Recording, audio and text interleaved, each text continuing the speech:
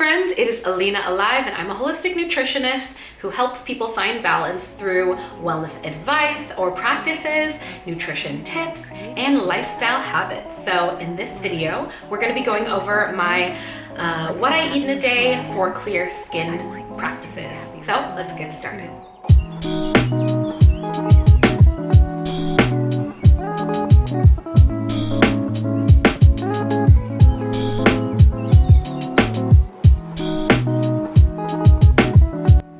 Alright guys, so I really wanted to do this video because I feel like in the clear skin world, we're finally slowly moving towards looking at the full force that nutrition can have on clearing our skin.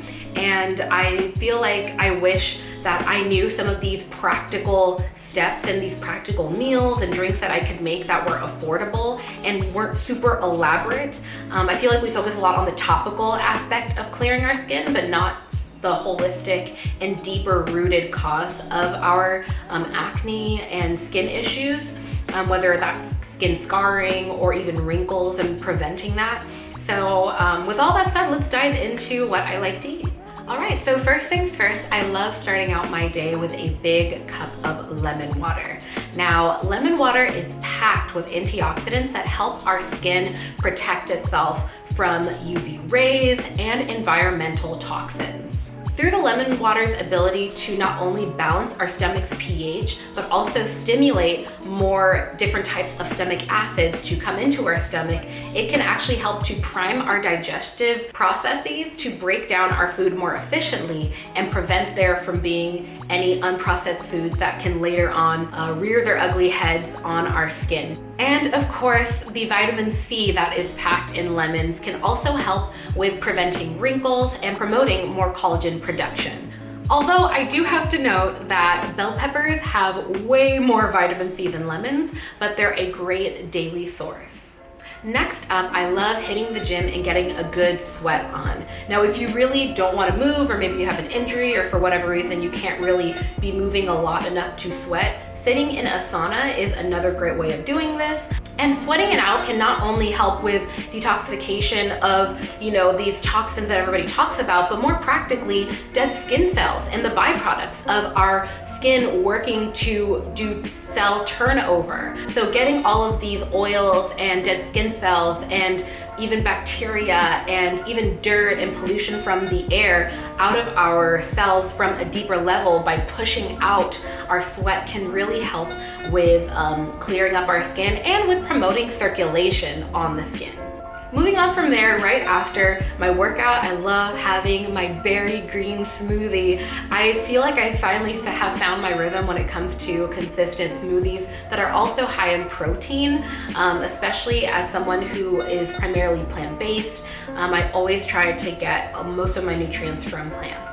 And so what I love to do is pack my smoothie not only with mangoes, which are so great for mineral sources like magnesium, but I also like adding in berries because they're very high in antioxidant content and they've been shown to actually prevent skin damage from the sun and free radicals, which is crucial when we're working on those nagging acne scars and preventing wrinkles and any type of damage to the skin. Specifically, blueberries have been found to be cardiovascular constrictors, which can actually help to reduce redness in the skin. Now, something that you don't see in the video is that I know this sounds weird to some people, but I like adding avocado to my smoothies. One, just for taste, it's incredibly smooth and it really helps to make a very creamy smoothie. And I know it sounds weird, but for me, I really can't even taste it.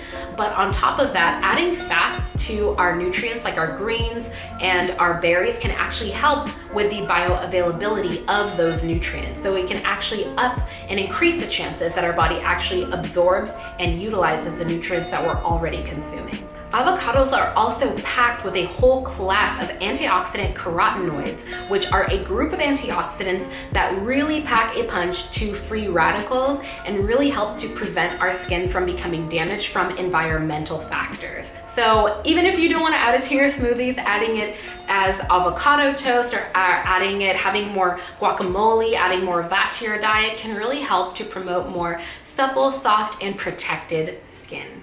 Last but not least, moving on to dinner, I'm gonna go ahead and skip to that. I feel like one of the huge factors when it comes to really nagging acne, especially when you feel like you're sweating it out and you're eating the right things, or the quote unquote right things, like the healthy foods and all of these fruits and veggies that help to promote healthy skin, and you still don't see results specifically with acne or just really irritated skin. This can even be applied to eczema and psoriasis. A huge reason why that can happen is due to hormone imbalance. And one of the most important factors when it comes to hormone balance is a healthy liver. Now, I know that a lot of times we associate an unhealthy liver with drinking a bunch of alcohol, but we can actually have fatty and congested livers just from eating fast foods and from being exposed to phyto and xenoestrogens, and that can be anywhere from plastic. So being exposed to too much plastic, whether it's in our Tupperware, our water bottles, or even canned foods, that can actually increase our estrogen levels. We now more than ever are exposed to man-made, essentially, estrogen. And a lot of times our body isn't able to fully process it because our liver is congested. And so eating things like cruciferous vegetables, which include broccoli, cauliflower, and Brussels sprouts, just to name a few, can really help with cleansing our liver gently just through our day-to-day foods and helping our liver to process out all of these excess hormones that are built up and that could be causing skin issues.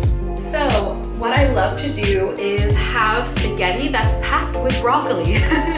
So basically what I do is I take a huge floret, I guess, I think that's the name of it, of broccoli, and I cut it up, and I love sauteing some delicious onions and a bit of garlic in oil, and then I put in my broccoli. Now, in order to steam the broccoli, what I do is add a little bit of water and then cover the broccoli there with the onion and garlic.